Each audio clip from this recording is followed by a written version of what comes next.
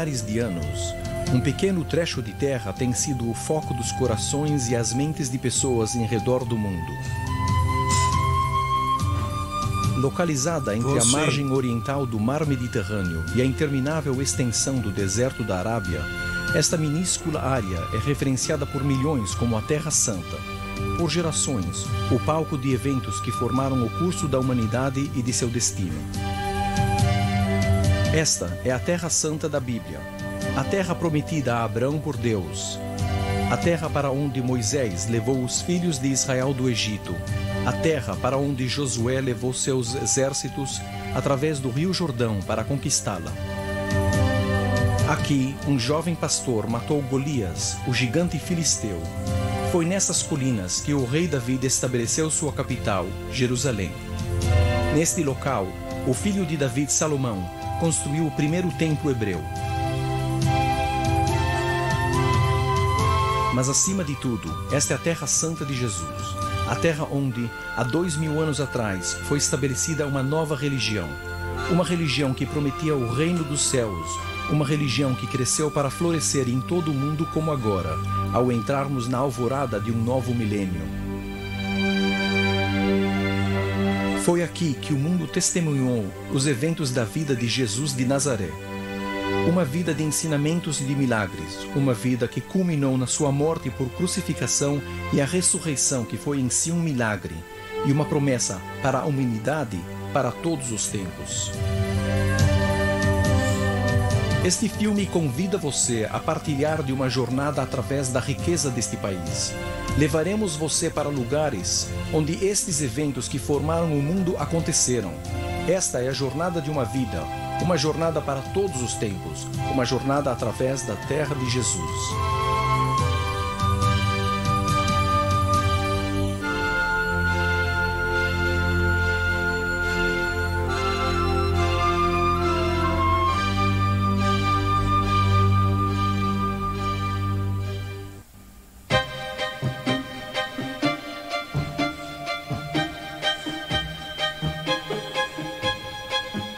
Nossa história começa no profundo nevoeiro dos tempos em outra terra. Cerca de 4.000 anos atrás, em Ur da Caldeia, um jovem recebeu o chamado de um Deus invisível. Disse o Senhor a Abraão: sai da tua terra, da tua parentela e da casa de teu pai, e vai para a terra que te mostrarei. De ti farei uma grande nação. Rejeitando a antiga crença em ídolos, Abraão partiu com sua família e todas suas posses numa jornada que mudaria para sempre a face do mundo. Cruzando o Ferdeu Crescente, eles chegaram na Terra Prometida. Nômades cruzavam este deserto antes do tempo de Abraão, e os beduínos de hoje ainda preservam ativamente sua cultura anciã. Tocando música em instrumentos feitos em casa, eles acompanham a hospitalidade da noite em suas tendas. As histórias tradicionais são contadas em redor da fogueira, ao ritmo do café sendo moído para ser servido durante toda a noite. E as histórias passam de geração em geração.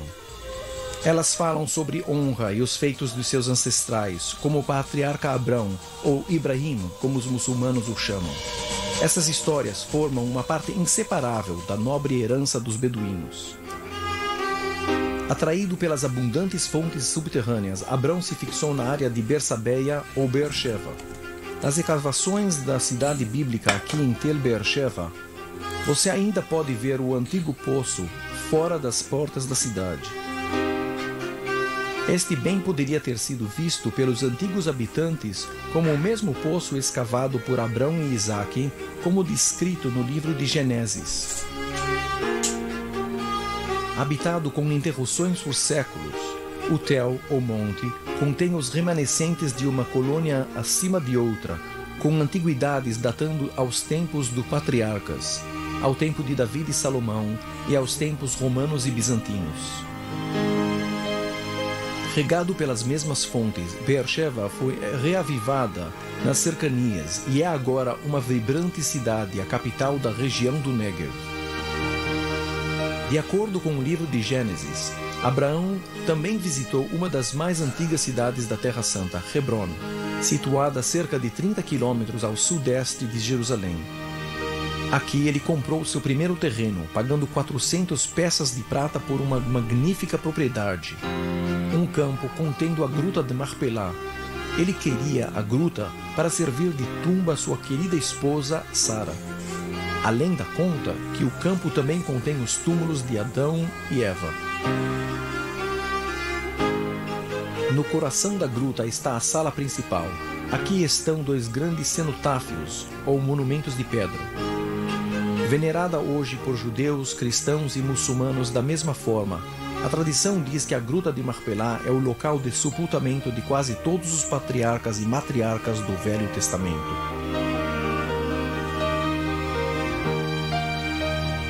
A única figura ancestral não sepultada em Hebron é a matriarca Raquel, a segunda esposa de Jacó e a favorita.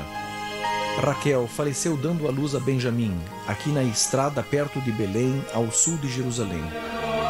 Ao longo dos séculos, a tumba de Raquel se tornou um magneto para peregrinos das 3 religiões monoteístas da região.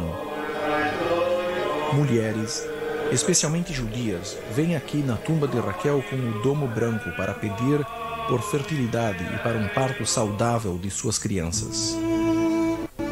Abraão também viajou ao Egito, o poderoso vizinho no sul, e o bisneto de Abraão, José, do casaco de muitas cores, foi levado ao Egito. Vendido como escravo pelos seus irmãos invejosos, José se tornou a segunda pessoa mais importante da terra, ministro-chefe do poderoso faraó.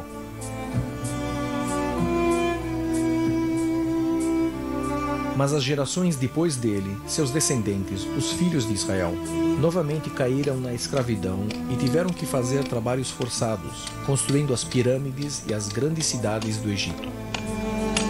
Só depois que uma criança perdida se tornou adulto na corte e descobriu sua verdadeira origem, foi que o povo escravizado encontrou alguma esperança de retornar à sua terra prometida. Partindo o Mar Vermelho, Moisés, o príncipe do Egito, liderou o êxodo em massa à Montanha de Deus, usualmente considerada o Monte Sinai, no planalto central do deserto. A Bíblia diz que Moisés se encontrou face a face com Deus e recebeu os 10 mandamentos para a humanidade e para todos os tempos.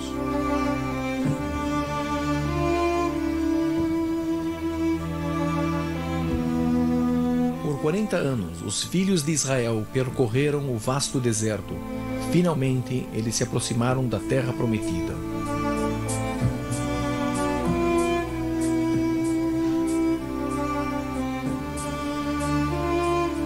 Na margem leste do rio Jordão, Deus levou Moisés para o lado, longe do povo.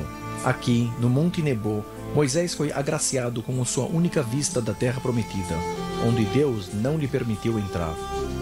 Moisés, sem dúvida, examinou a espetacular vista sobre o Mar Morto, em direção à Judéia e a Samária.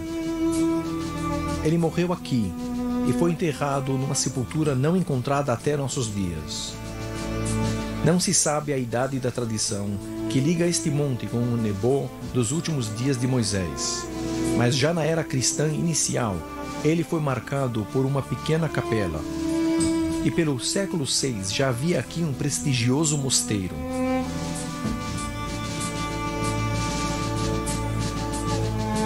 Este piso, descoberto no século XIX por arqueólogos franciscanos, era um dos mosaicos mais lindos do mosteiro.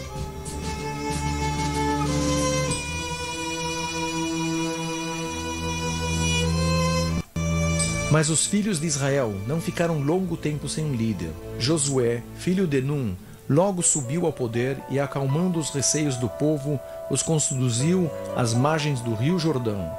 Foi aqui, perto de onde Jesus seria batizado mais de 1000 anos depois, que os filhos de Israel passaram para a terra prometida. O evento está lembrado no pequeno mosteiro ortodoxo grego de São João Batista, também chamado de Qasr Yehud, o Castelo dos Judeus. Através dos séculos, grandes multidões se reuniam aqui em vésperas das Epifânias para celebrar o batismo de Jesus.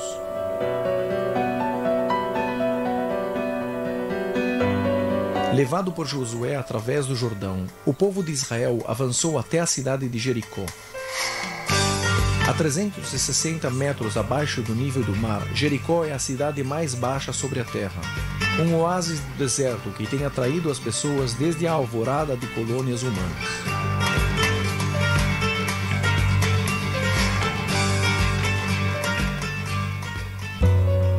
Vendo o panorama de Jericó hoje, uma exuberante vegetação alimentada por uma das raras fontes perenes do deserto da Judéia, é fácil ver porque ela foi sempre chamada da Cidade das Mil Palmeiras.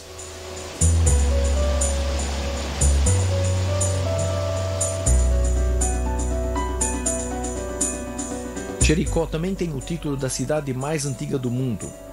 Suas antigas ruínas causaram muita excitação quando foram encontradas, pois parecia que o local tinha muitas muralhas.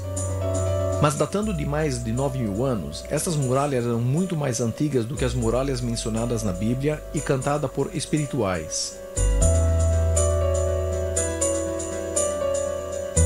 Não longe do local da Jericó antiga, foram descobertos os remanescentes de uma sinagoga do século VI. Seu lindo piso de mosaico tem o desenho de uma menorá, com a inscrição Paz sobre Israel.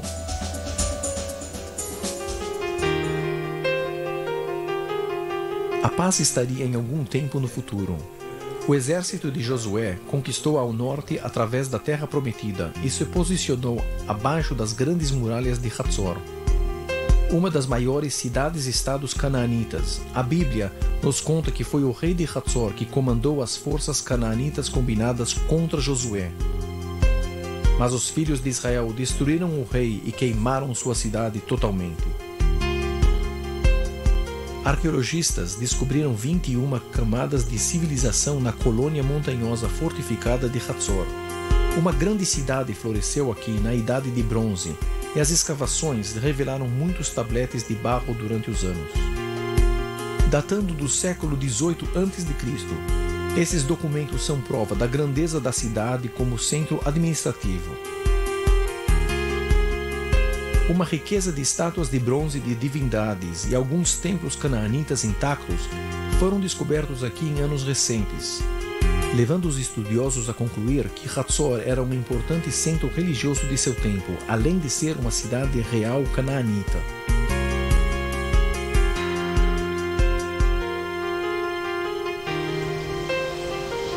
Ao longo das praias do mar Mediterrâneo estavam os filisteus, os grandes inimigos dos israelitas.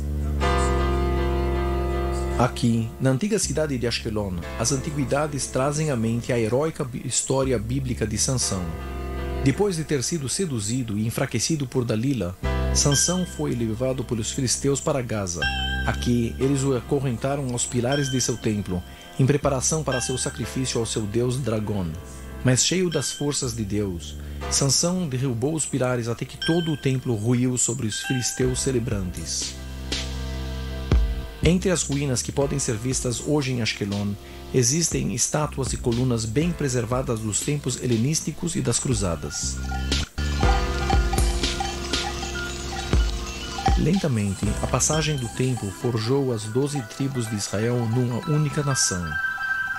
Durante o reinado do rei Saul, um jovem pastor de Belém foi escolhido como líder de Israel para combater o gigante filisteu Golias. No vale de Elá, David matou o poderoso gigante com uma pedra e uma funda. Hoje, os únicos gigantes encontrados no vale de Elá são essas enormes antenas de satélites. Aqui se encontra o foco principal de telecomunicações mundiais por satélite de Israel.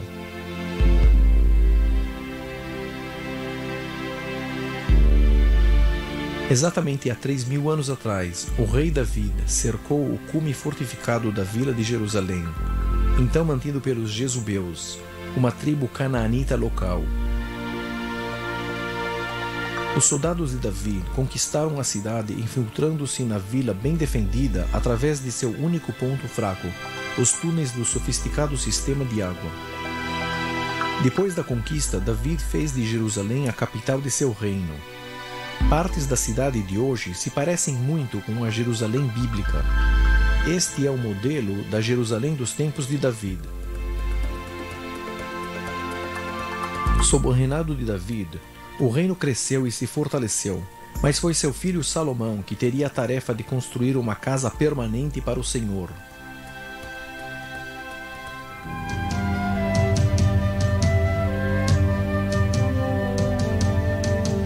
Salomão formou uma grande frota comercial que estava baseada no porto de Eilot, no Mar Vermelho, a atual Eilat. Como a marinha mercante de hoje, seus navios saíam de Eilat para o Oceano Índico e mais longe. Considerava-se que esses navios da antiguidade atingiram a Índia, trazendo fabulosas quantidades de ouro, equivalentes a 2/3 de toda a receita anual do reino. A moderna Eilat tem suas riquezas, com sol o ano inteiro. Eilat é a Riviera das Terras Santas, atraindo turistas de todo o mundo.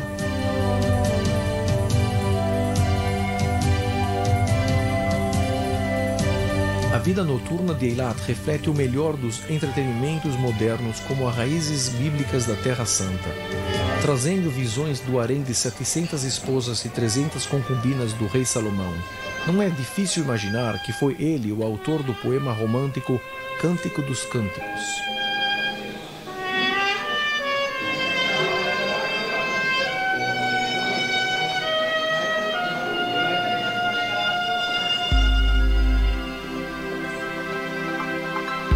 Eilat possui um singular mundo submarino, com corais exóticos do Mar Vermelho e uma grande variada colorida da vida submarina.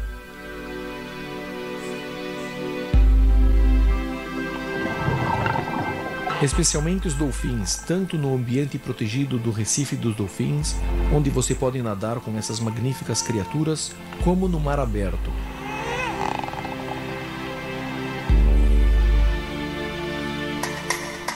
Salomão começou a construir um grande templo ao Senhor em Jerusalém.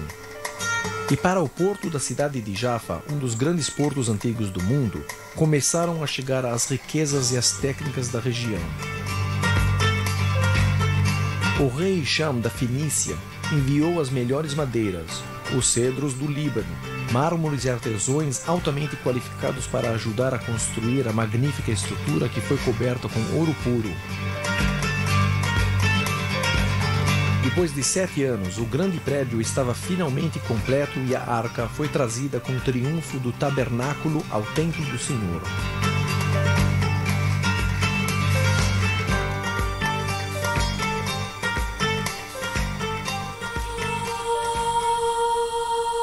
E assim, o reino de Salomão floresceu. Aqui, em Megiddo, a meio caminho entre Jerusalém e a Galileia, Salomão ergueu um imponente palácio. Este local controla a rota estratégica que vem do mar, atravessa o Vale de Jezreel e continua para Damasco, na Síria.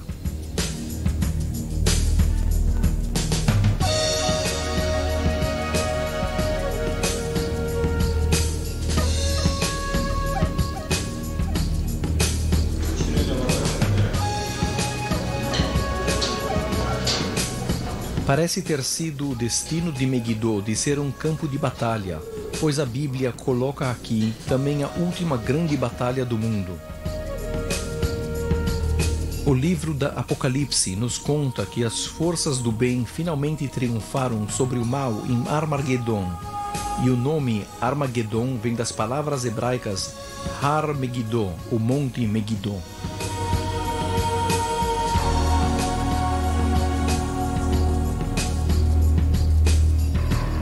Não longe de Megiddo, a terra se eleva suavemente até as montanhas do Carmel.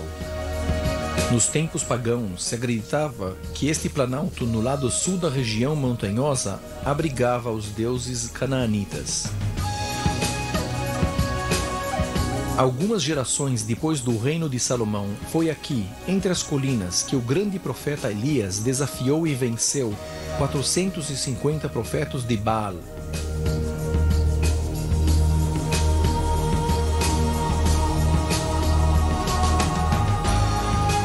Hoje, a igreja da ordem monástica carmelita está no mesmo lugar panorâmico.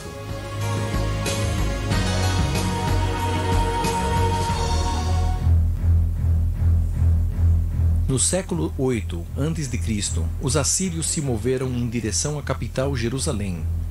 O rei da época, Ezequias, temendo um cerco, tomou medidas para proteger a cidade.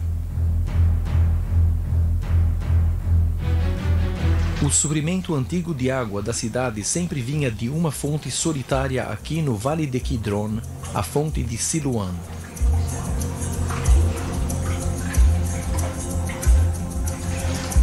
O plano de Ezequias era tanto uma novidade como audaz. Ele colocou homens em 2 pontos, na fonte e dentro das muralhas da cidade. Os 2 grupos começaram a cavar, trabalhando dia e noite. Eles cortaram um canal através de 5 quilômetros de rocha, se encontrando precisamente no ponto designado. Uma inscrição foi gravada nas paredes para marcar o incrível evento.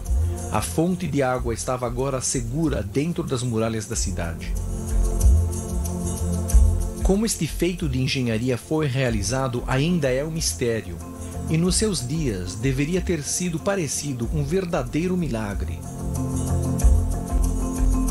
Jerusalém venceu o cerco. Infelizmente, o mesmo não pode ser dito 120 anos depois. Um novo poder surgiu na Mesopotâmia.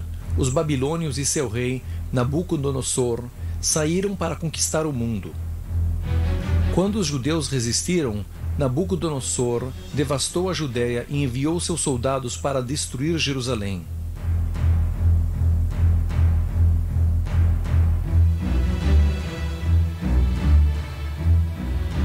A tradição conta que, ao ver o avanço das tropas, o rei Zedequias tentou escapar através desta gruta artificial, que alguns acreditam que levava ao Mar Morto. Zedequias foi capturado e levado cativo com seu povo para chorar às margens dos rios da Babilônia. Mas mesmo a Babilônia não era para durar, e logo os judeus retornaram para reconstruir sua capital nas ruínas de Jerusalém e seu magnífico templo de então.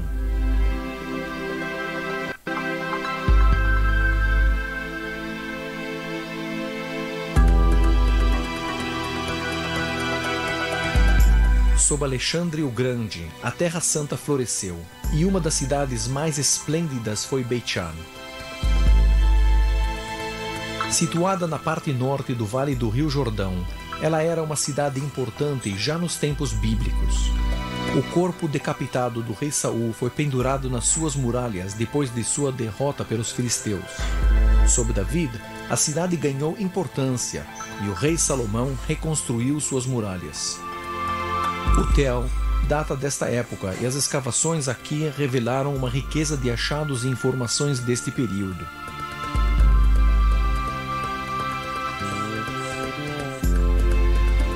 Depois da conquista de Alexandre, em 333 a.C., Beit-Shan se tornou um importante centro de cultura helenista.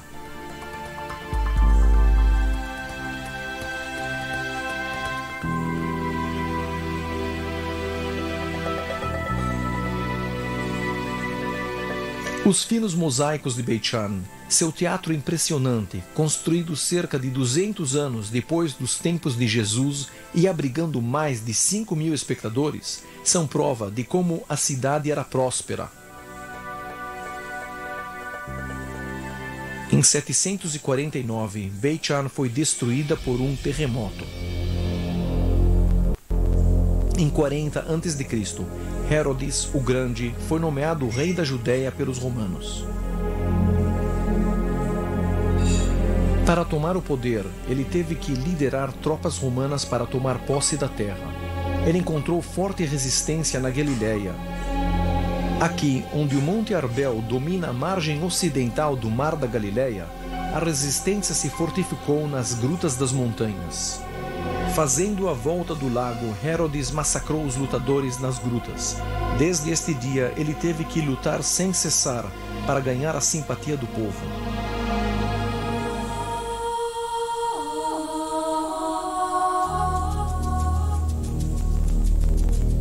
Logo que tomou poder, Herodes iniciou um enorme programa de construções. Através do país, ele erigiu uma série de palácios fortificados, anfiteatros, templos e aquedutos. Seu maior projeto foi a criação de Cesareia, um porto totalmente novo neste local. Dedicando a cidade ao seu mentor, César Augusto, Herodes queria que sua grandeza iluminasse todo o caminho até Roma. Ele a adornou com todo o esplendor que podia encontrar.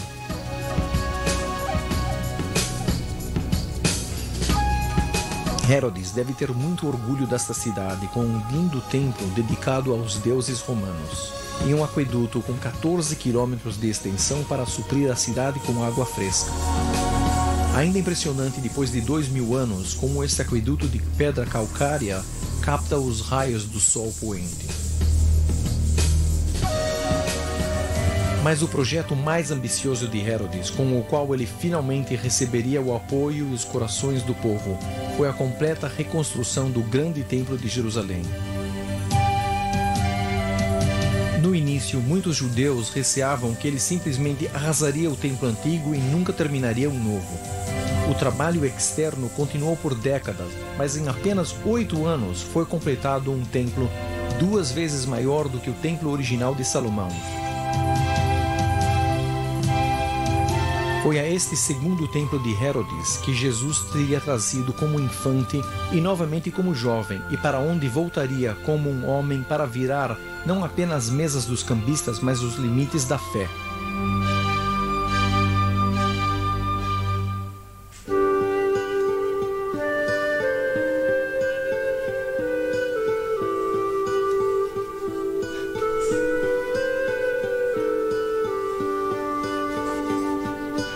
Este é o Monte das Beatitudes, acima do Mar da Galileia. Foi aqui, nos primeiros dias de seu ministério, que Jesus falou aos seus discípulos: Bem-aventurados os humildes de espírito, porque deles é o reino dos céus. Bem-aventurados os que choram, porque serão consolados. Bem-aventurados os mansos, porque herdaram a terra. Estas palavras são do Sermão da Montanha.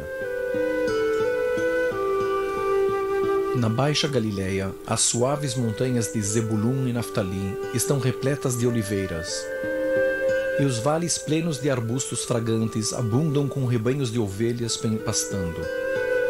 Nos tempos de Jesus, essas montanhas estavam cobertas por florestas, e o que hoje é a vibrante cidade de Nazaré era uma pequena vila.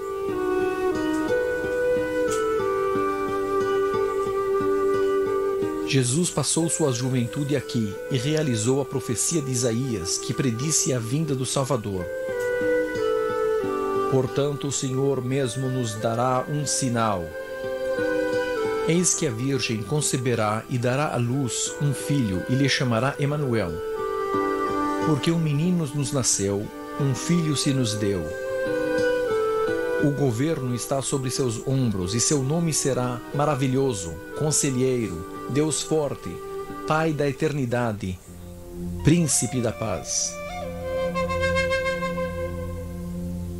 Com uma história se estendendo milhares de anos, Nazaré é uma das cidades mais antigas da Terra Santa. Hoje é uma grande metrópole. A cidade é dominada pela Basílica da Anunciação, a maior das muitas igrejas de Nazaré.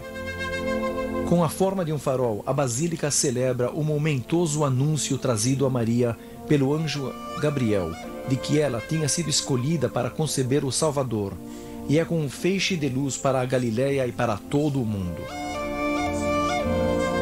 A tradição conta que esta é a gruta onde Maria recebeu a mensagem de Deus, como descrito no Evangelho de Lucas. E entrando o anjo onde ela estava, disse: Alegra-te, cheia de graça, o Senhor está contigo. Achaste graça diante de Deus, bendita sejas entre todas as mulheres.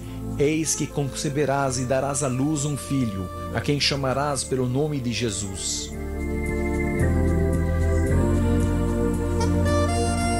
Não longe da Basílica da Anunciação há uma pequena igreja dedicada a José. Ela foi construída onde se acredita ter sido a carpintaria de José e o lar da Sagrada Família. O ofício de carpinteiro ainda está muito vivo em Nazaré. A experiência do trabalho da madeira de oliva é passada de geração a geração, assim como foi nos tempos de Jesus.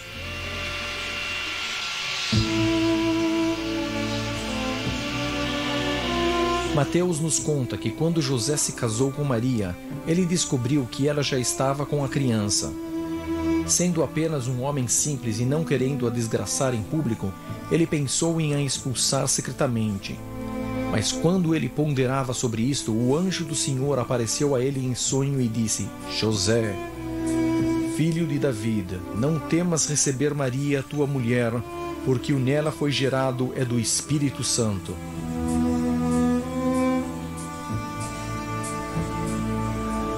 Os meses passaram e Maria soube que sua prima Isabel também estava grávida. Maria viajou para a vila de Encarem, hoje um bairro de Jerusalém, para visitar sua prima. Este mosaico, que mostra a árdua viagem de Maria, está na parede da Igreja da Visitação, erguida para celebrar o encontro dessas duas mulheres especiais. Quando Isabel saudou sua prima, seu filho se estremeceu no seu ventre e Isabel exclamou: Bendita és tu entre as mulheres e bendito o fruto de teu ventre. Quando o filho de Isabel nasceu, eles o chamaram de João, que cresceu para se tornar conhecido em todo o mundo como João Batista. Naquela época, havia um decreto do governador romano requerendo cada judeu a se registrar numa cidade natal. José, sendo um descendente da casa real de David, teve que viajar com Maria para Belém. A rota mais direta entre Nazaré e Belém era através da província de Samaria, e José e Maria poderiam ter vindo por aqui, passando os samaritanos no Monte Gerizim. Ainda ativos hoje, os samaritanos, uma seita judia separatista, são vistos aqui celebrando um ritual que não tem mudado desde os tempos do Segundo Templo.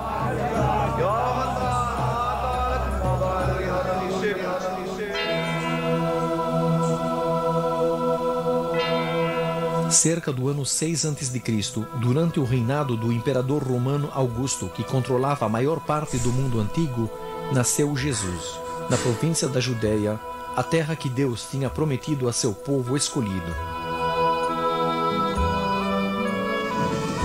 Cedo de manhã, em vésperas do Natal, na pequena cidade de Belém, estão sendo feitas as preparações finais para a missa da meia-noite.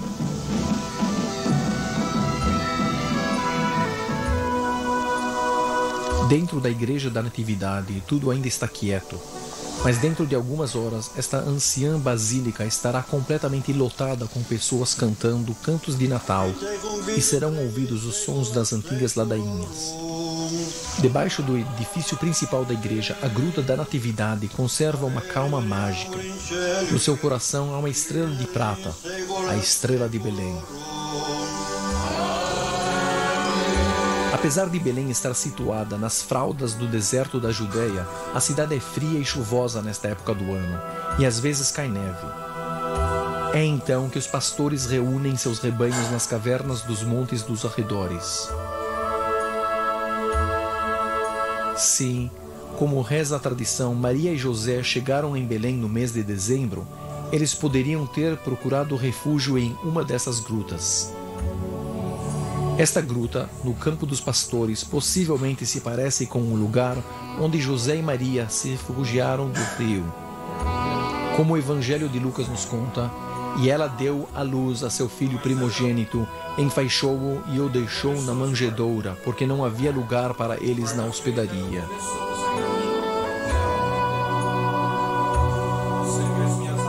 Os pastores, com suas ovelhas nos campos em redor da gruta, sentiram que algo extraordinário estava acontecendo e teriam sido atraídos pela inesperada luz que vinha de uma das grutas. E a glória do Senhor brilhou sobre eles, e o anjo disse a eles: Não temais, eis aqui vos trago boa nova de grande alegria, que o será para todo o povo. Muitas comunidades protestantes de todo o mundo se reúnem nesta gruta no Campo dos Pastores para celebrar este grande evento, evocando o espírito daquele primeiro Natal e lembrando a simples fé dos pastores. Depois de ver o infante Jesus, os pastores voltaram glorificando e adorando Deus por todas as coisas que tinham visto e ouvido.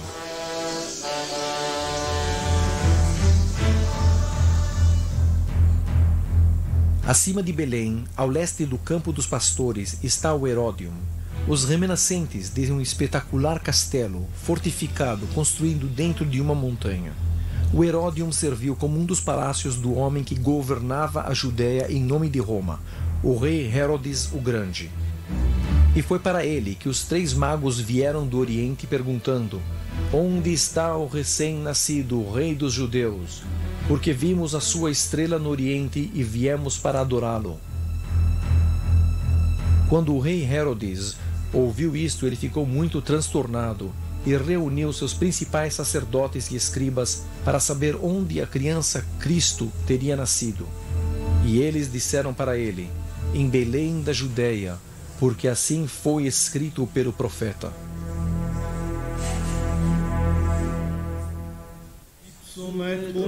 No coração da Igreja da Natividade em Belém, construída pela primeira vez pelo imperador Constantino no ano 330, a estrela da Natividade marca o local largamente aceito como o lugar do nascimento, e a manjedoura são o ponto focal das celebrações de Natal.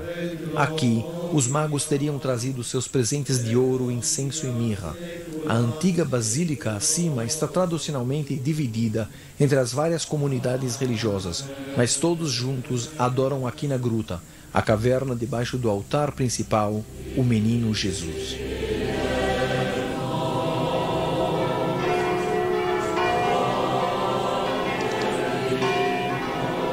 Todos os sinos de Belém tocam à meia-noite. O dia de Natal inicia. Os católicos romanos têm sua missa da meia-noite na igreja de Santa Catarina, ao lado da Basílica Principal da Natividade. A missa de meia-noite de Belém é transmitida para milhões de lares em todos os mundos cada ano, comemorando o nascimento de uma criança há 2000 anos atrás.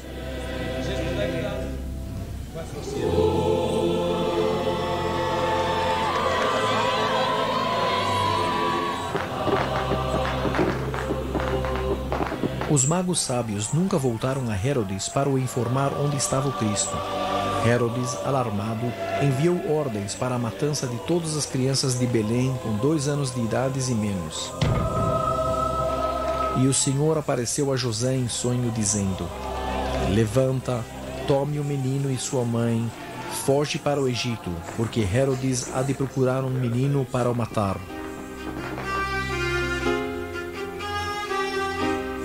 A Sagrada Família fugiu para o Egito, onde permaneceram até a morte de Herodes. Então, José, Maria e o jovem Jesus voltaram a Nazaré.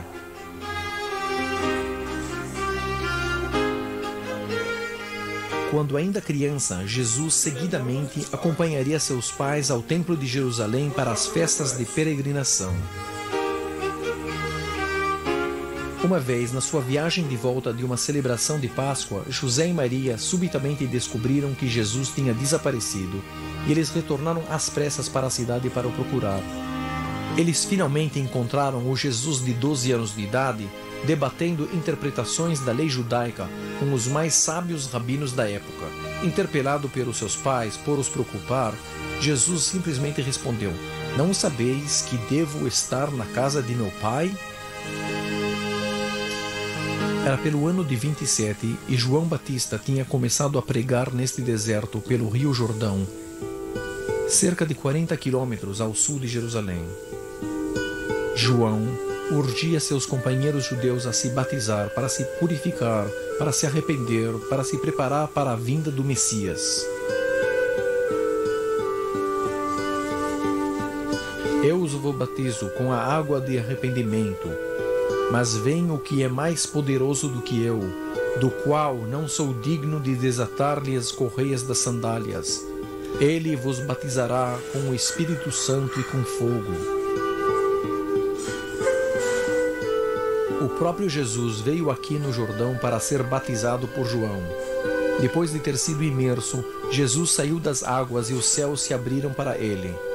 E ele viu o Espírito de Deus descendo como uma pomba, e uma voz dos céus disse: Tu és o meu Filho amado, em ti me comprazo. Do Rio Jordão, Jesus se retirou ao escaldante calor do deserto da Judéia.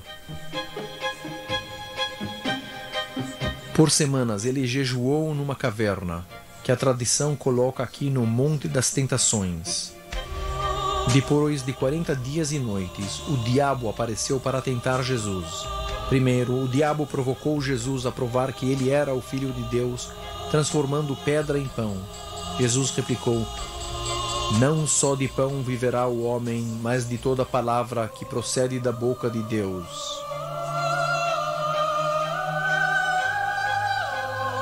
Então o diabo levou Jesus a Jerusalém e o tentou uma segunda vez, desafiando-o a testar sua fé em Deus e se atirando do ponto mais alto do templo. Novamente Jesus recusou, repetindo a frase bíblica: "Não tentarás o Senhor teu Deus." Finalmente, levando Jesus para uma montanha alta, o diabo lhe ofereceu todos os reinos do mundo, se Jesus se ajoelhasse e o adorasse.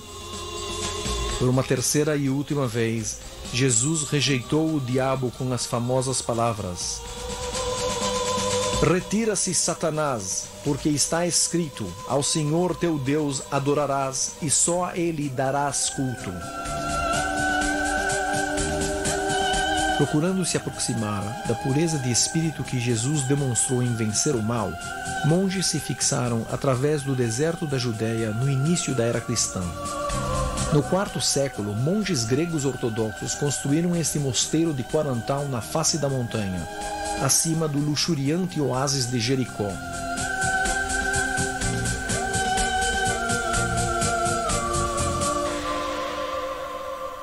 Depois de suas privações no deserto, Jesus retornou a Nazaré com uma mensagem ainda mais vigorosa do que a de João Batista.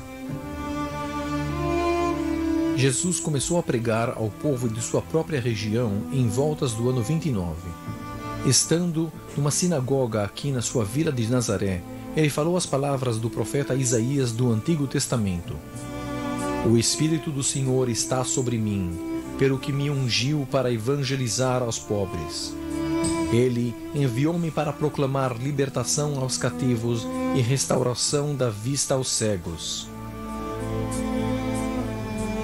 Depois ele adicionou à atônica congregação diante dele: "Hoje se cumpriu a escritura que acabais de ouvir."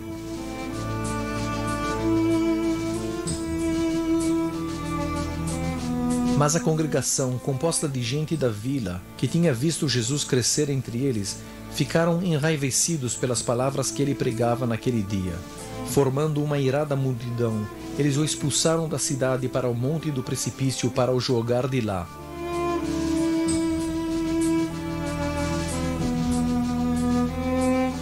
Mas Jesus simplesmente se virou para os contemplar e passou pacificamente entre eles.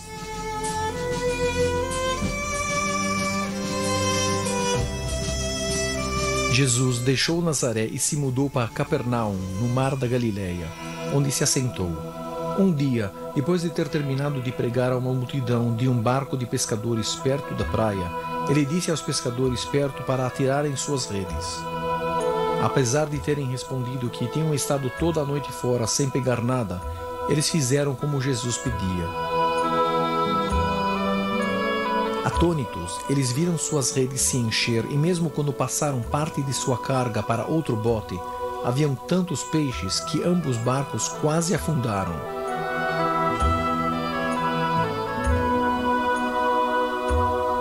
Foram estes pescadores, homens simples, que estavam dispostos a tentar fazer o que Jesus ensinava, que se tornaram os primeiros a ser chamados por Jesus. Ele disse a eles: "Sigam-me e doravante serão pescadores de homens." E Simão, também chamado de Pedro, seu irmão André, e Tiago e João deixaram seu trabalho para seguir o homem de Nazaré.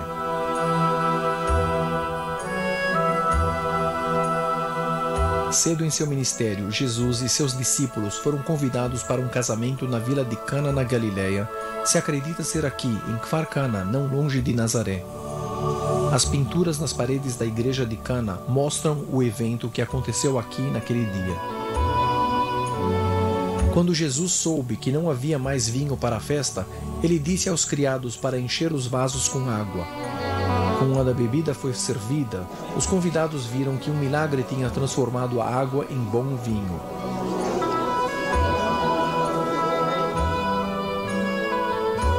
Relatos deste primeiro milagre público atingiram Capernaum e uma grande multidão se reuniu em volta da casa onde ele estava para o receber de volta.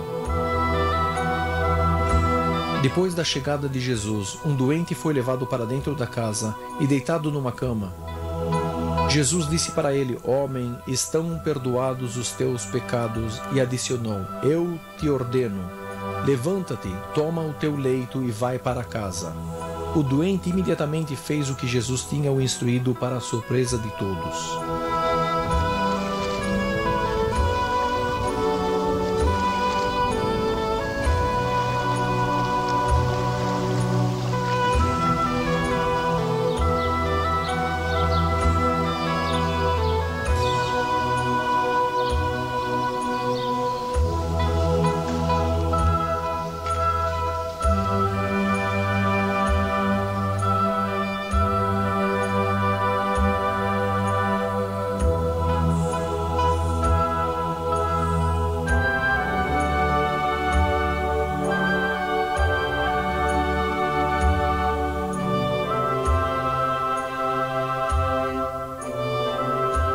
Em outra ocasião, com uma grande multidão o seguindo, Jesus subiu ao topo de uma pequena colina acima do mar da Galileia. Aqui, ele se sentou e observou o lago.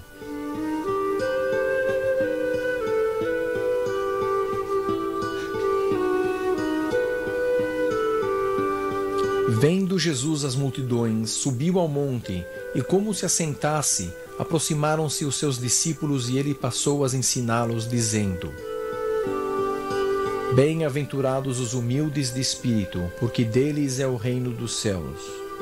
Bem-aventurados os que choram, porque serão confortados. Bem-aventurados os mansos, porque herdarão a terra. Bem-aventurados os que têm fome e sede de justiça, porque serão fartos. Bem-aventurados os misericordiosos, porque alcançarão misericórdia. Bem-aventurados os limpos de coração, porque verão a Deus. Bem-aventurados os pacificadores, porque serão chamados filhos de Deus. Bem-aventurados os perseguidores por causa da justiça, porque deles é o reino dos céus. Bem-aventurados sois quando por minha causa vos injuriarem e vos perseguirem e mentindo disserem todo mal contra vocês. Regozijai-vos e exultai, porque é grande o vosso galardão dos céus, pois assim perseguiram os profetas que viveram antes de vós. Vós sois o sal da terra, vós sois a luz do mundo. Em memória desses 8 versículos que Jesus disse aqui, a Ordem de São Francisco de Assis erigiu a octagonal Igreja da Beatitudes, situada num dos mais lindos jardins da terra. Mas essas não foram as únicas palavras que Jesus disse naquele dia, pois este foi o dia do Sermão da Montanha, a múltipla lição principal do ministério de Jesus. Fazendo analogias com seus arredores, as verdejantes colinas da Galileia, Jesus continuou: Não andeis ansiosos pela vossa vida, quanto ao que haveis de comer ou beber. Observai as aves do céu, não semeiam, não colhem, nem ajuntam em celeiros, contudo vosso Pai Celeste as sustenta. Considerai como crescem os lírios do campo, eles não trabalham nem fiam. Eu, contudo, vos afirmo que nem Salomão em toda a sua glória se vestiu como qualquer deles. Se Deus veste assim a erva do campo, quanto mais a vós, homens da pequena fé, não vos inquietes, dizendo: que comeremos, que beberemos? Buscai, pois, em primeiro lugar o reino de Deus e sua justiça, e todas essas coisas vos serão acrescentadas.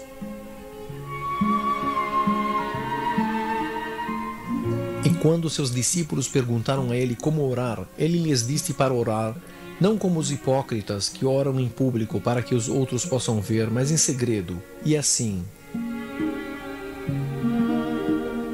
Pai nosso que estais no céu, santificado seja o teu nome. Venha o teu reino, faça-se a tua vontade, assim na terra como no céu.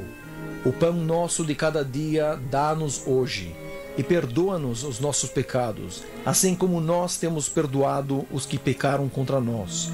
Não nos deixe cair em tentação, livra-nos do mal, pois teu é o reino, o poder e a glória para sempre.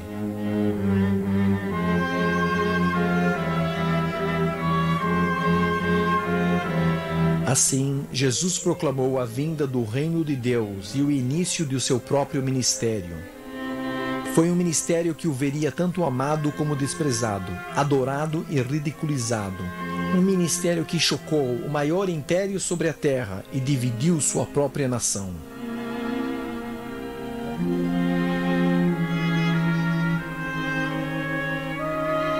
Numa colina logo fora de Jerusalém está a pequena vila de Betania, conhecida em árabe como El Azaria, o lugar de Lázaro. Foi aqui que Jesus realizou um dos seus maiores milagres, a ressurreição de Lázaro dentre dos mortos. 24 degraus levam a uma antiga tumba. A tradição cristã conta que foi aqui que Jesus ordenou a Lázaro, já há 4 dias morto, se levantar e sair da sepultura.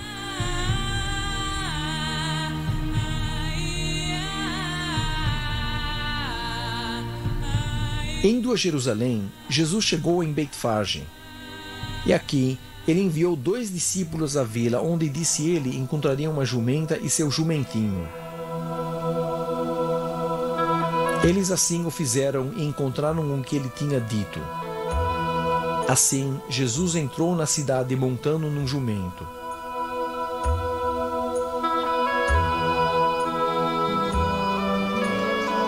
E as multidões que o seguiam gritavam: Hosana ao Filho de Deus, bendito o que vem em nome do Senhor.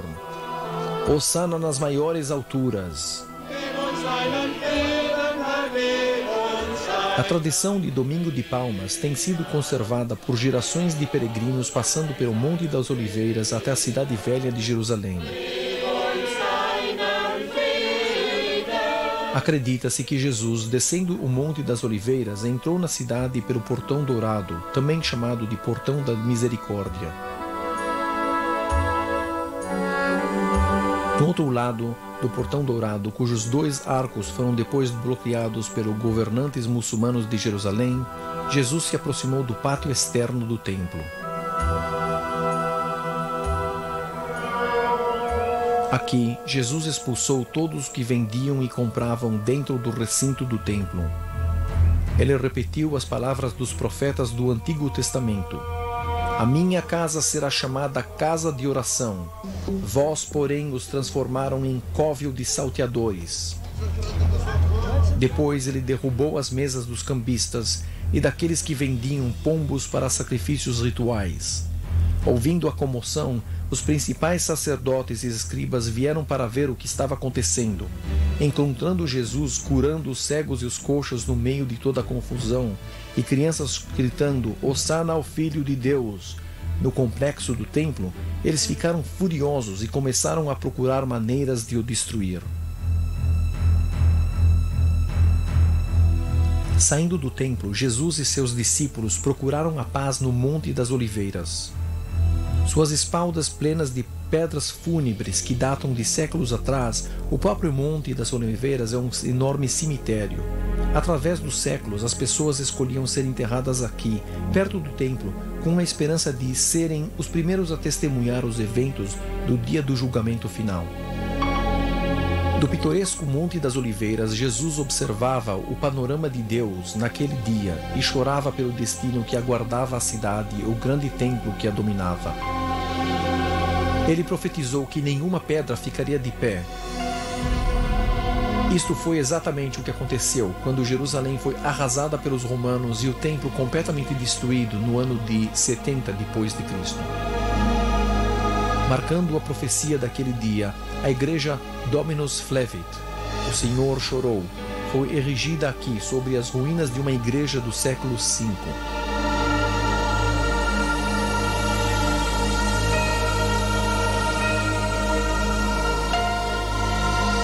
Daqui, Jesus entrou numa semana final de sua vida para encontrar seu destino e as tribulações que o aguardavam. Seria uma semana que mudaria a face da história. Uma semana que seria lembrada por toda a humanidade através dos tempos como a Semana da Paixão. Quinta-feira era as vésperas da festa judia de Páscoa. Jesus enviou 2 discípulos dizendo: Ide à cidade ter como certo homem trazendo um cântaro de água. Segui-o e dizei ao dono da casa onde ele entrar que o mestre pergunta: Onde é o meu aposento no qual hei de comer a Páscoa com os meus discípulos? E ele vos mostrará um espaçoso cenáculo mobiliado e pronto. Ali fazeis os preparativos. Por gerações, a sala superior tem sido identificada como estando aqui, no Monte Sião. Esta celebração de Páscoa seria a última ceia partilhada por Jesus e seus discípulos. Durante aquela ceia, várias coisas extraordinárias aconteceram que iriam formar a fé cristã. Primeiro, seguindo a tradição judaica, Jesus partiu o pão ázimo. Disse a benção e depois disse as palavras que criaram uma nova cerimônia para todos os tempos. Ele disse: Tomai, isto é meu corpo.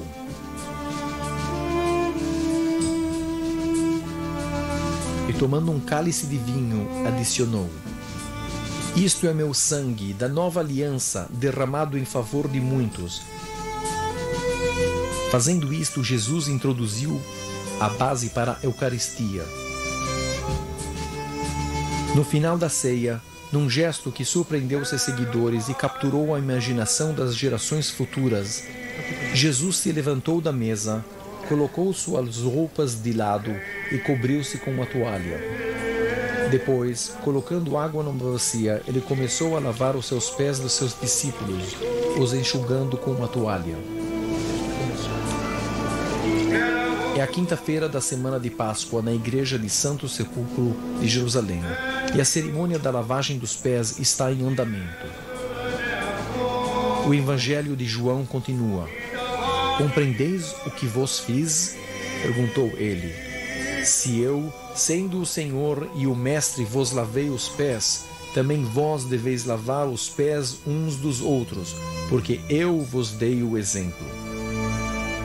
Para Jesus, a celebração da Páscoa aquela noite não foi uma ocasião alegre. Ele sabia que o fim estava próximo.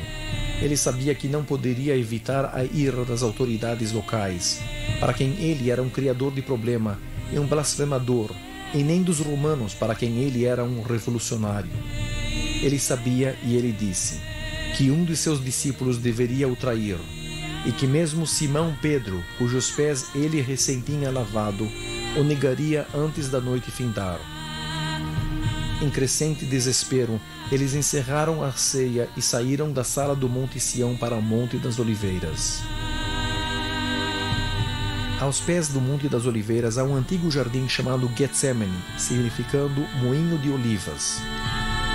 Muitas oliveiras retorcidas aqui ainda estão, algumas delas com perto de 2000 anos.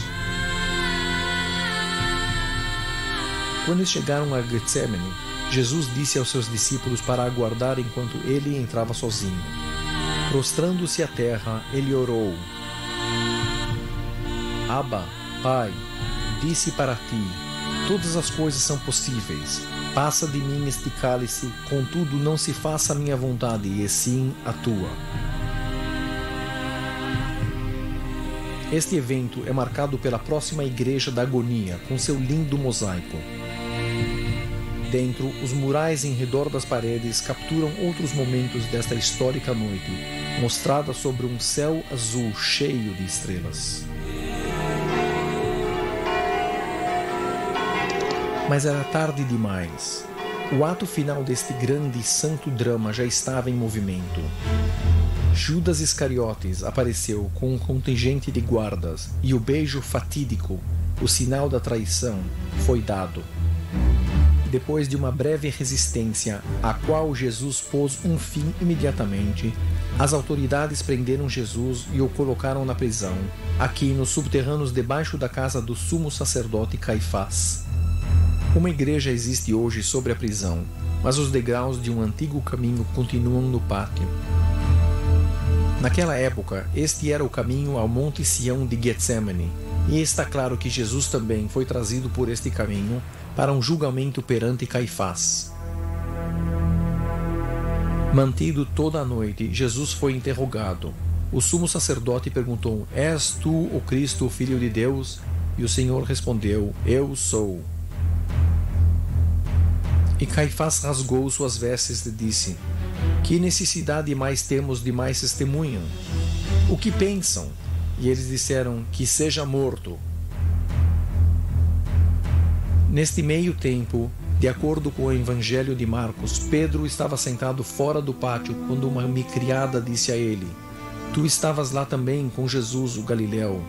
Pedro negou na face de todos: Não o conheço, disse ele. 2 vezes mais, aqui no Monte Sião, Pedro negou que conhecia Jesus, e na terceira negativa, o galo cantou. Então Pedro lembrou as palavras de Jesus. Ele se retirou e chorou com amargura. Sexta-feira de manhã. Com o tempo, começariam a chamar este dia de Sexta-feira Santa. A cena da história e o foco de cada peregrinação agora muda para o campamento militar romano, a Fortaleza Antônia, que estava aqui no canto do Monte do Templo. Os judeus trouxeram Jesus para cá, ao tribunal do procurador romano Pôncio Pilatos, e o acusaram de sedição e traição por dizer que ele mesmo era um rei.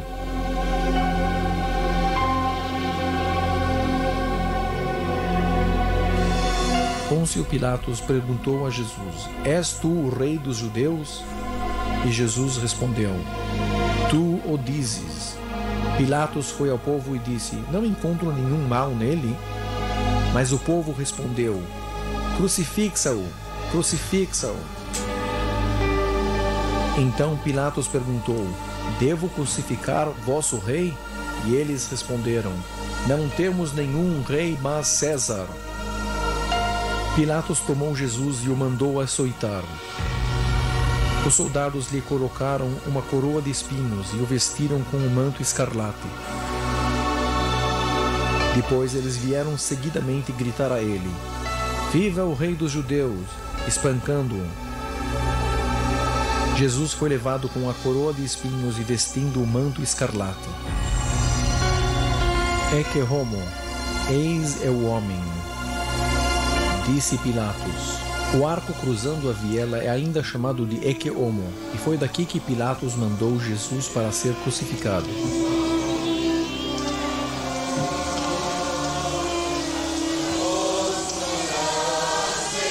Na Sexta-feira Santa, as ruas de Jerusalém ficam cheias com milhares de peregrinos de todos os cantos do mundo. Eles vêm para percorrer a Via Dolorosa, para reviver os eventos daquela Semana Santa. O Evangelho lembra: seguiam numerosa multidão de povo e também mulheres entre eles, que lamentavam. Jesus, voltando-se para elas, disse: Filhas de Jerusalém, não choreis por mim, chorai antes por vós mesmas e por vossos filhos. A tradição identifica 14 estações da cruz. Na sexta estação, uma mulher saiu da multidão quando Jesus passava e limpou sua face. A imagem de sua face ficou no pano que ela usou, e ela foi chamada de Verônica, Vera Icon, em latim, imagem verdadeira. Gerações de peregrinos percorreram a Via Dolorosa, o tradicional caminho da cruz, seguindo os passos de Jesus quando ele foi levado para ser crucificado. A Via Dolorosa termina na Praça da Caveira, Calvário em latim, Golgota em aramaico, no interior da Igreja do Santo Sepulcro de hoje. No ano de 30 era uma pedreira antiga fora da cidade. A muralha da cidade passava 100 metros antes dela, mas diversas muralhas foram construídas desde então, e o local está agora no próprio coração da cidade antiga de Jerusalém. Outra tradição coloca Gólgota aqui, fora das muralhas da cidade antiga de hoje, ao longo do que hoje é um terminal de ônibus. A praça foi chamada do Calvário, porque muitos achavam que neste local se podia realmente ver a forma de uma caveira na escarpa sobre a terra. Quando eles atingiram o local chamado de Gólgota, eles o crucificaram, junto com os criminosos, um à sua direita e um à sua esquerda. E quando eles tinham crucificado Jesus, ele disse: Pai, perdoa-lhes, porque não sabem o que fazem.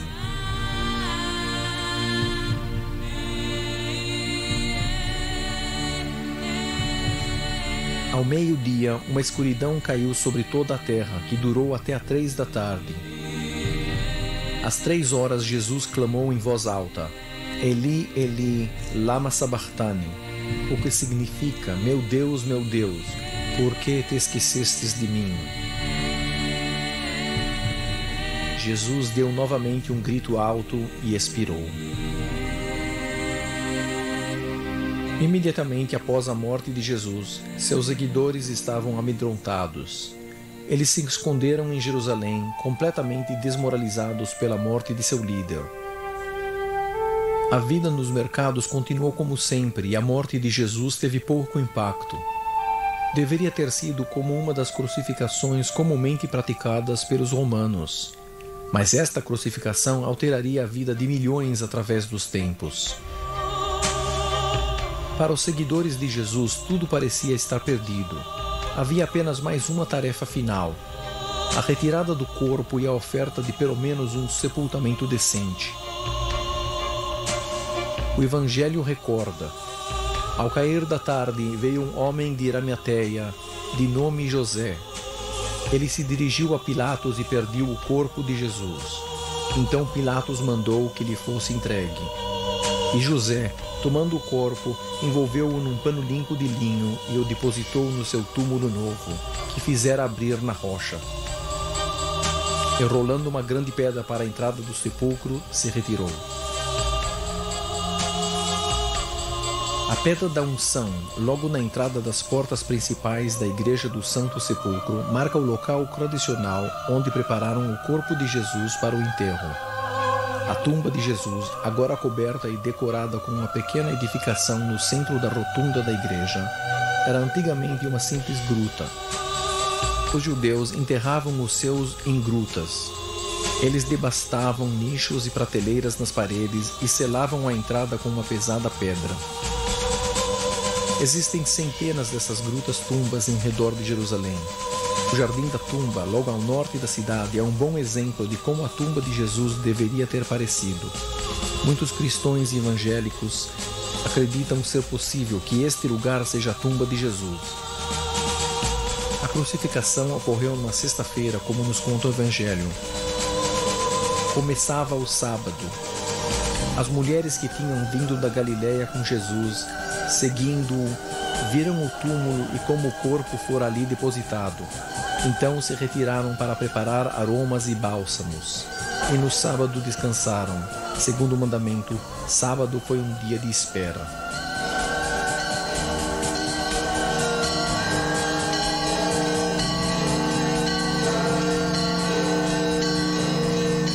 A porta da igreja está fechada.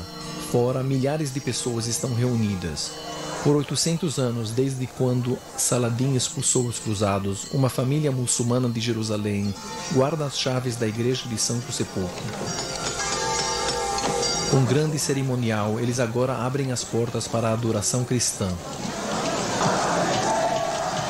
Na igreja de Santo Sepulcro, as igrejas orientais continuam comemorando a ressurreição do Senhor com uma cerimônia que data do século VIII, o ritual do fogo.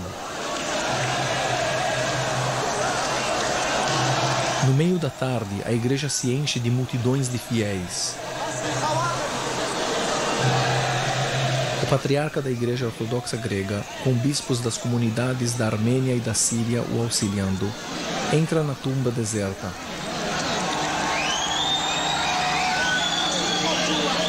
Súbita e milagrosamente, o fogo sagrado desce dos céus. O fogo acende as lâmpadas.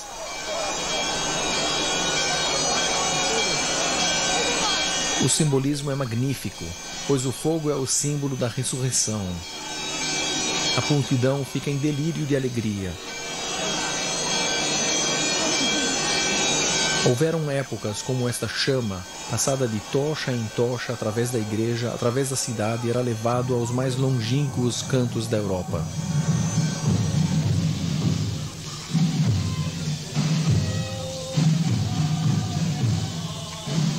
Domingo de Páscoa em Jerusalém. Nas colinas em redor da cidade, as distintas igrejas evangélicas estão celebrando seus serviços. Muitos estão aqui no Monte das Oliveiras. Aqui começou nossa história e aqui terminará 50 dias mais tarde em Pentecostes, quando Jesus se despediu de seus discípulos e ascendeu daqui aos céus. Eles lembram o dia em que seus discípulos se voltaram a Jesus e perguntaram: dize-nos quando sucederam essas coisas, e que sinal haverá da tua vinda e da consumação do século? E ele respondeu a eles, dizendo: nação se levantará contra nação, reino contra reino, e haverá fome e terremotos. Haverá grande tribulação, como desde o princípio do mundo até agora não houve, e nem haverá jamais. Logo em seguida a tribulação daqueles dias, o sol escurecerá, a lua não dará sua claridade, as estrelas cairão no firmamento, os poderes dos céus serão abalados. Então aparecerá no céu o sinal do Filho do Homem. Todos os povos da terra se lamentarão e verão o Filho do Homem vindo sobre as nuvens do céu com poder e muita alegria. E ele enviará os seus anjos com grande clangor de trombeta, os quais te reunirão aos seres escolhidos, dos 4 ventos, de uma ou outra extremidade dos céus.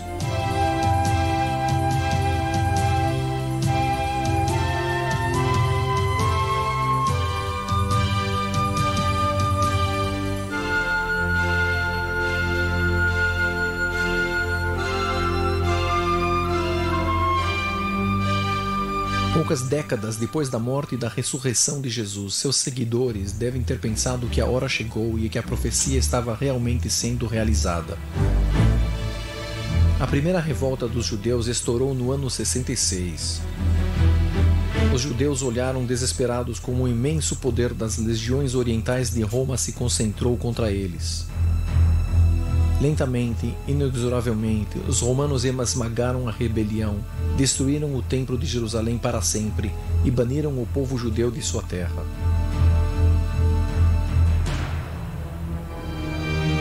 Por gerações, o povo judeu chorou a destruição e lamentou seu exílio. Cada ano, durante a festa de Páscoa, eles renovariam seu juramento: o ano que vem em Jerusalém, e onde quer que rezassem, eles voltariam suas faces para a cidade. Esses judeus religiosos estão orando no próprio coração de Jerusalém, um dos poucos traços remanescentes do outrora poderoso Templo de Herodes. Por gerações, as pessoas o chamavam de Muro das Lamentações, porque junto ao mesmo lamentam-se os judeus pela perda do templo. Ele é chamado também de Muro Ocidental, porque foi construído como muro de sustentação ocidental da esplanada do templo. Acreditando que este é o lugar mais próximo de Deus da terra, as pessoas se ocupam com preces silenciosas ou para colocar uma nota ao Todo-Poderoso entre as colossais pedras do muro. Depois da destruição de Jerusalém, persistia apenas um pequeno foco de resistência judia. Quase 1000 judeus, homens, mulheres e crianças, tinham se refugiado no palácio fortificado de Massada.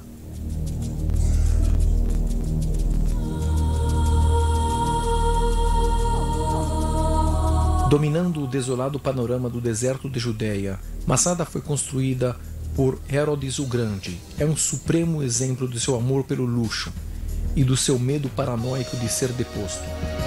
Aqui, a 450 metros acima do Mar Morto, haviam 2 palácios suntuosos, cercados por torres de guarda fortemente armadas e um grande muro.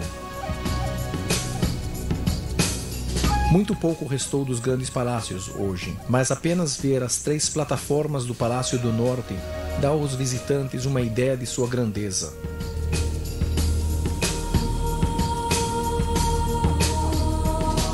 Os romanos impuseram um cerco intenso e cruel à Massada. Finalmente, chegando ao cume, os legionários romanos derrubaram as defesas com arietes e fogo, apenas para encontrar os corpos de 960 homens, mulheres e crianças. Os zelotas tinham escolhido morrer por suas próprias mãos em liberdade do que viver como escravos de Roma. Estendendo-se abaixo de Massada como um brilhante jóia azul sobre o árido deserto, este é o Mar Morto, o ponto mais profundo na face da terra. Tendo sido sempre chamado de mar, isso não é verdade um lago interior, constantemente alimentado pelas águas do Rio Jordão. E o clima singular cria estranhas formações de cristais que se levantam em formas diferentes da água mais salgada do mundo.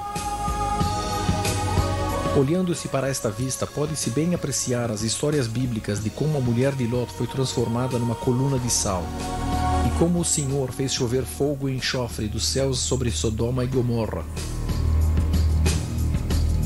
É realmente impossível afundar no Mar Morto.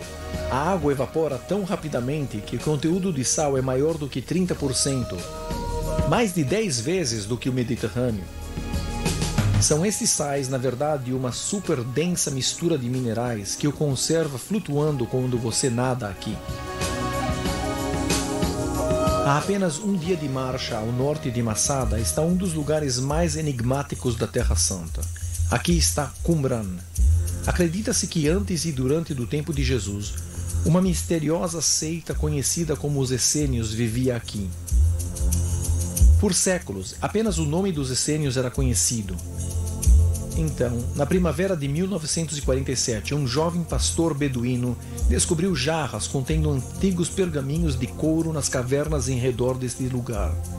Agora conhecidos no mundo como os famosos pergaminhos do Mar Morto, esses pergaminhos contêm as mais antigas cópias do Antigo Testamento jamais encontradas. Outros descrevem a comunidade se preparando ativamente para a vinda do Messias. Rejeitando as instituições religiosas de Jerusalém, centralizadas no templo, esta seita de judeus devotos aparentemente se retirou ao deserto para viver uma vida simples aqui em Qumran e nas cavernas dos arredores.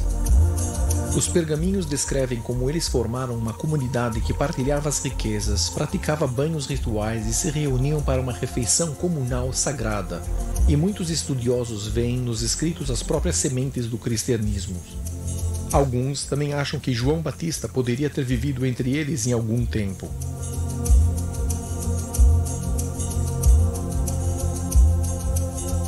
Hoje, alguns dos pergaminhos estão abrigados a uma distância de 40 quilômetros no Santuário do Livro em Jerusalém. Com a sua cúpula branca com forma de uma tampa de jarra, como o que abrigava os pergaminhos quando foram encontrados, este prédio foi erguido para abrigar os 7 documentos quase completos e as centenas de pergaminhos encontrados nas mesmas cavernas. Este é o primeiro rolo que foi aberto, uma cópia com 7 metros de comprimento do livro de Isaías. Ele está sendo mostrado aqui numa vitrina construída com uma maneta de madeira de um rolo da Torá hebraica. Os primeiros arqueólogos de Qumran o consideravam como lar de uma seita monástica escritora de rolos que usavam as cavernas como uma biblioteca.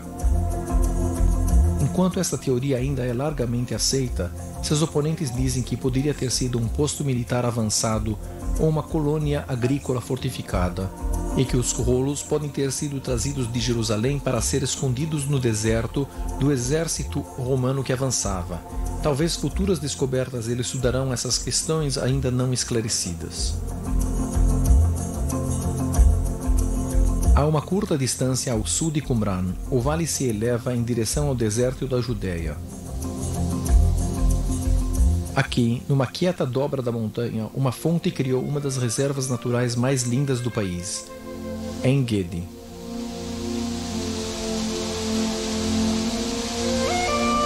Cascateando pela montanha abaixo de uma altura de quase 200 metros, A água que surge da fonte principal de Engedi alimenta um paraíso luxuriante de vegetação semitropical. A reserva natural está cheia de flora e fauna.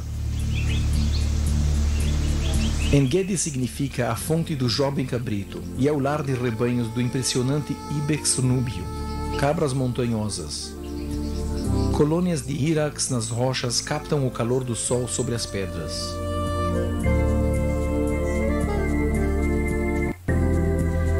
Além do Jordão, no deserto do reino da Hashemita da Jordânia, se encontra uma das mais intrigantes cidades do mundo.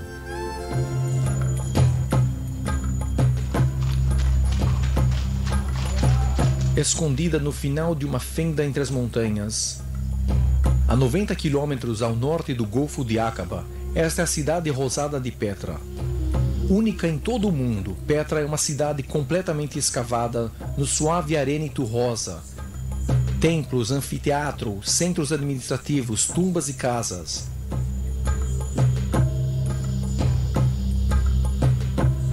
Petra era a capital dos nabateus, nômades que surgiram no mapa da história no século VI. Mantendo um lucrativo controle da rota de especiarias, eles se tornaram os ricos donos das grandes caravanas de camelos da época. Esses comboios que cruzavam o deserto transportavam incenso e especiarias, perfumes e sedas, os perfumes da Arábia, do Ocidente para os templos ao redor do Mediterrâneo. Para proteger sua rica rota comercial, os nabateus criaram uma série de postos fortificados entre sua capital Petra e a cidade-porto de Gaza no Mediterrâneo. Os postos maiores cresceram e se tornaram em cidades completas, como esta, Avdat, no Negev. Construída a uma distância de um dia de viagem, como os postos da Pony Express no Wild West dos Estados Unidos, esses hotéis do deserto proporcionaram comida, um banho e uma cama para os viajantes das caravanas, e água e forragem para os animais de carga. Avdat é uma das mais antigas e a maior dentre das cidades nabateias, e junto com outra cidade nabateia antiga, Shifta, serviram o grande comércio com a costa do Mediterrâneo por muito tempo pela era bizantina adiante. No outro lado do país, a apenas 8 quilômetros de Nazaré na Galileia, se encontra o lugar do antigo Séforis, ou Sipori, como era conhecida há 2000 anos atrás. Apesar de não ter sido mencionada na Bíblia, Séforis é uma cidade importante naqueles dias, e várias tradições cristãs a consideram como a possível cidade natal de Maria, a mãe de Cristo. Vários prédios são considerados relacionados aos pais de Maria, Ana e Joaquim. Por séculos, durante e depois da vida de Jesus, Séforis foi uma vibrante cidade romana, a capital da Galileia Ocidental, com uma população mista de judeus, cristãos e pagãos. Mas seu apogeu foi atingido na era bizantina. Naquela época foram construídos muitos palácios que foram decorados com magníficos pisos de mosaico. Alguns desses pisos estão ainda sendo descobertos, enquanto que outros já foram completamente expostos. Um mosaico mostra a face de uma jovem de tal beleza que já foi chamada de a Mona Lisa da Galileia.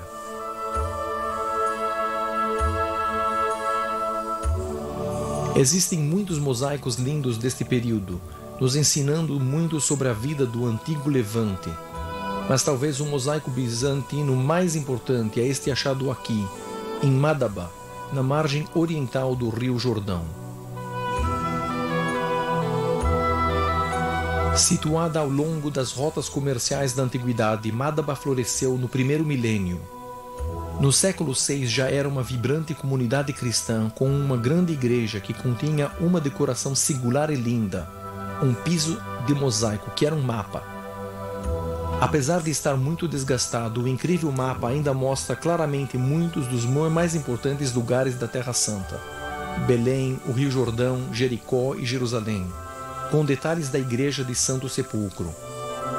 Descoberto por acaso há um século atrás, o mosaico mapa de Madaba ajudou os arqueólogos a localizar a rua principal, o Cardo, e a perdida igreja de Teócotos, a Igreja Nova, destruída pelos persas em 614.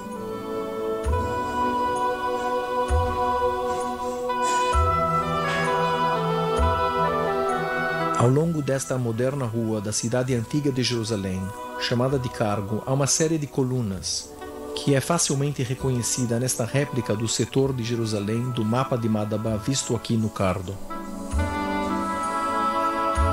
Com lojas e residências, o Cardo era a rua principal da cidade dos tempos bizantinos, passando pelo coração da cidade antiga.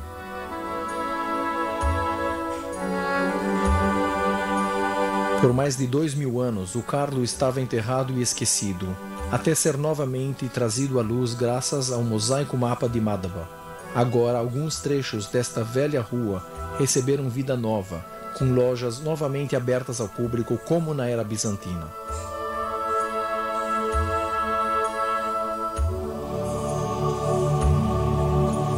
O Império Bizantino, ou Romano do Oriente, redescobriu a Terra Santa do IV século, quando o imperador romano Constantino abraçou o cristianismo. Subitamente, a Terra Santa foi transformada de um deserto em um centro de intensa atividade.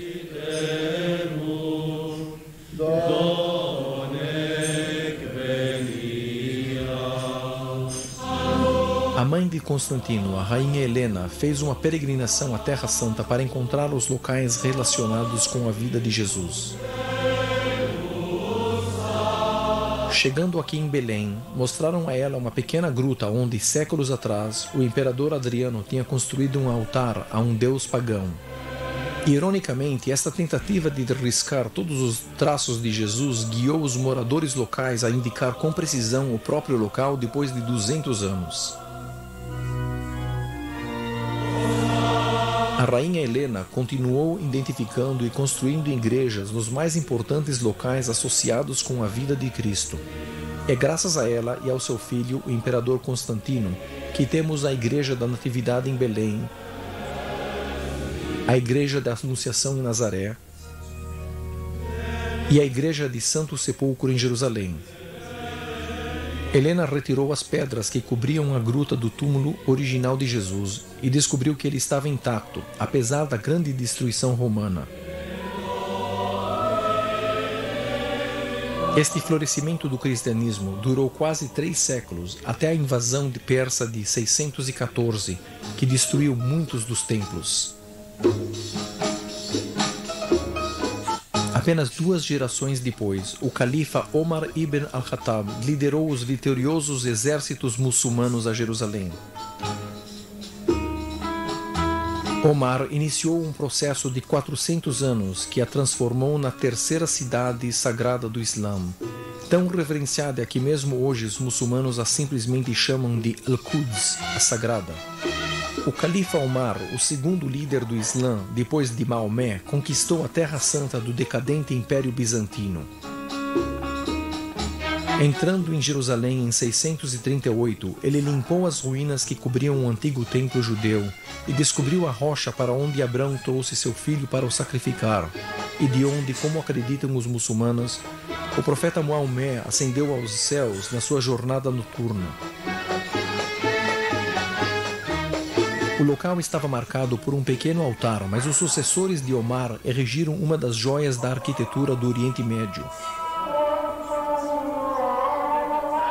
Projetada como a Igreja do Santo Sepulcro, construída com pedra e mármore, suntuosamente decorada com mosaicos e lajes vidradas, iluminada através de 36 janelas com vitrais, a Mesquita da Cúpula da Rocha custou 7 anos de receitas da rica província do Egito.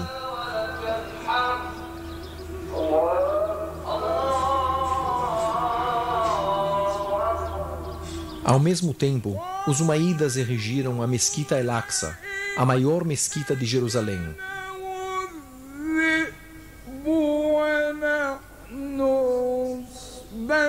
Situada no Monte do Templo, conhecida em árabe como Haram el-Sharif, o nobre santuário, a Mesquita da Cúpula da Rocha e a Mesquita El-Aqsa formam o coração da Jerusalém muçulmana.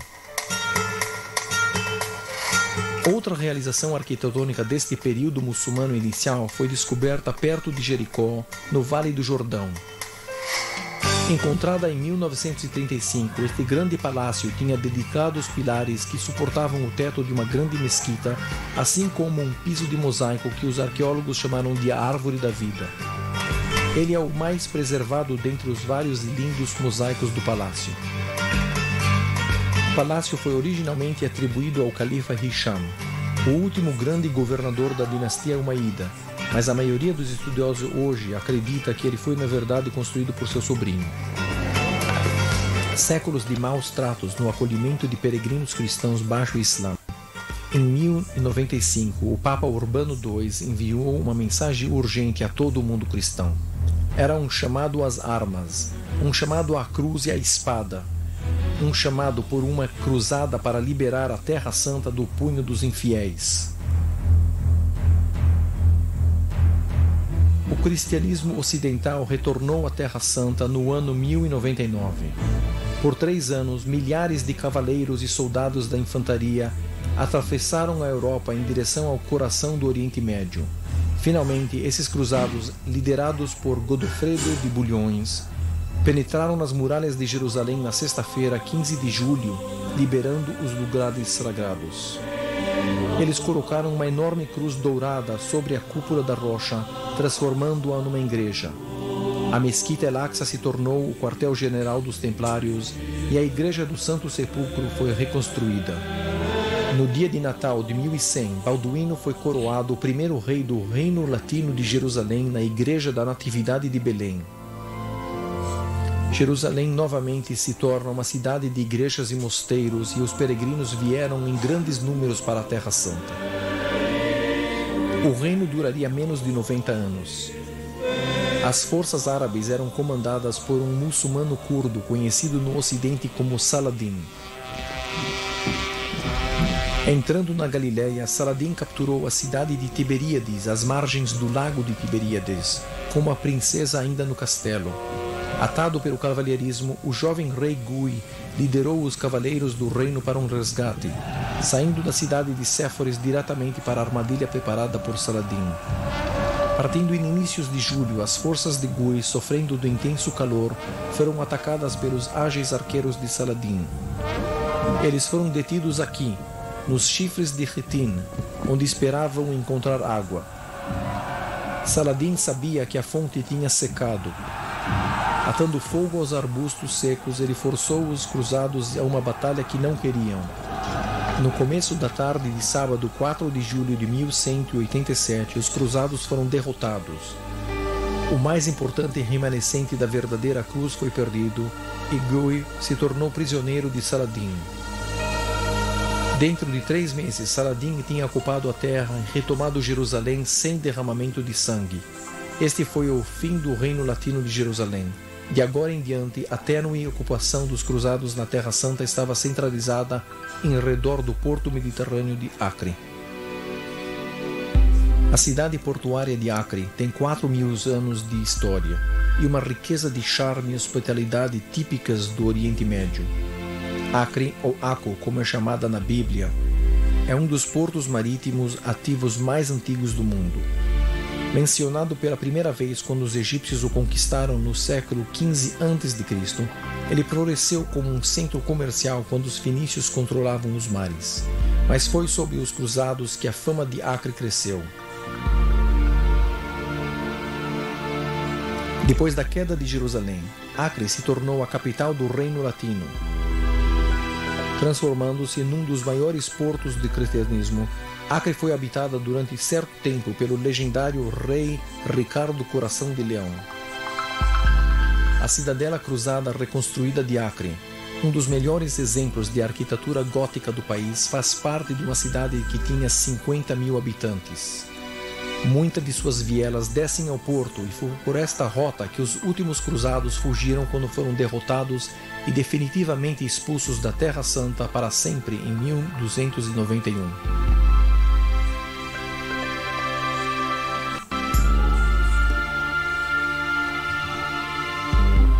A derrota final dos cruzados trouxe uma espécie de paz à Terra Santa, uma paz que até permitia aos peregrinos acesso aos lugares santos. Mas por séculos, seus governantes muçulmanos em geral negligenciaram a terra. No século XVI, um novo poder surgiu na região. Com a chegada dos turcos otomanos, a Terra Santa foi revigorada. Seu sultão, Suleimão o Magnífico, logo iniciou a reconstrução de Jerusalém. Em 1552, ele renovou os antigos mosaicos da Cúpula da Rocha com novas lajes assadas nos famosos fornos persas de Kashan. Ele construiu grandes muralhas em redor da cidade antiga. Infelizmente, seus arquitetos esqueceram de incluir o Monte Sião dentro das muralhas e pagaram um alto preço pelo seu erro, as suas cabeças. Mas, em regra, esta foi uma época de prosperidade. Assim seguiu por séculos, com a prosperidade do Império Otomano. Quando as potências europeias descobriram seu interesse pelo Oriente Médio, os judeus o fizeram contemporaneamente. A partir de meados do século XIX, os judeus começaram a retornar à Terra Prometida. Logo, a cidade antiga se tornou muito pequena para a população de Jerusalém que crescia. O filântropo britânico Sir Moses Montefiore ajudou a construir o primeiro bairro judeu fora das muralhas, chamado de Mishkenot Ha'ananim, as Casas dos Tranquilos. Seu moinho de vento foi construído para proporcionar trabalho aos pioneiros, mas foi erigido no lado errado da colina. Suas pás nunca se moveram com o vento. Mesmo assim, Mishkenot Ha'ananim posteriormente floresceu e seu moinho de vento é hoje uma das mais famosas atrações de Jerusalém. Um dos mais fascinantes aspectos da nova população judia da Palestina foi um tipo novo e revolucionário de vida agrícola, o kibbutz. Um assentamento comunal criado em linhas socialistas, o kibbutz esteve na vanguarda econômica, social e política da sociedade judia por muitos anos.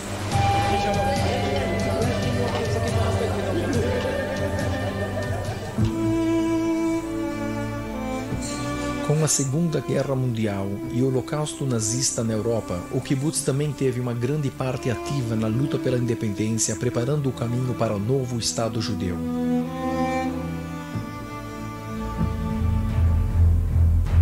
Em 14 de maio de 1948 foi declarado o Estado de Israel.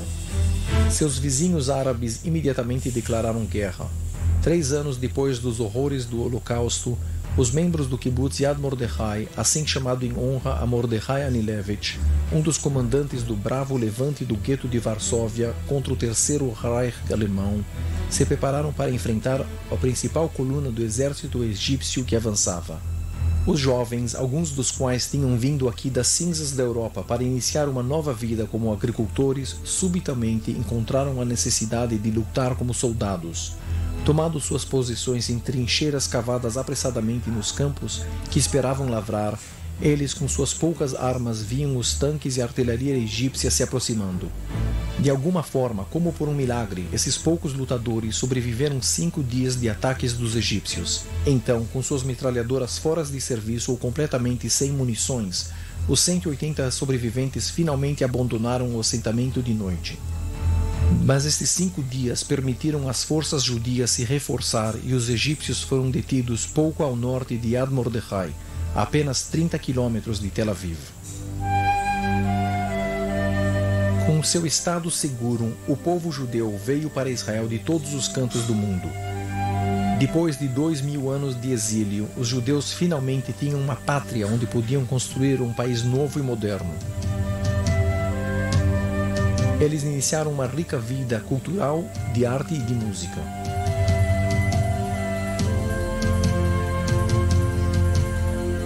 E os lugares santos finalmente tinham um país democrático para os proteger, com liberdade de religião para todos.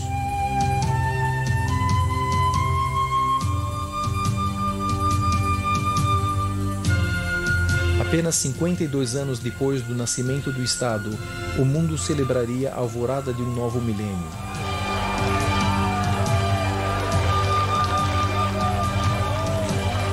Na Terra Santa, milhares de peregrinos cristãos se reuniram em Nazaré, Belém e Jerusalém para receber este dia histórico.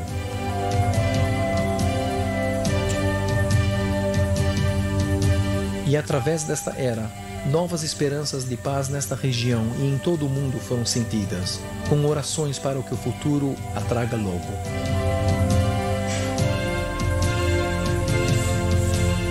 Para Jerusalém, a eterna cidade da paz, a esperança da paz no 21º século e no 3º milênio cresce nos corações de milhões em redor do mundo.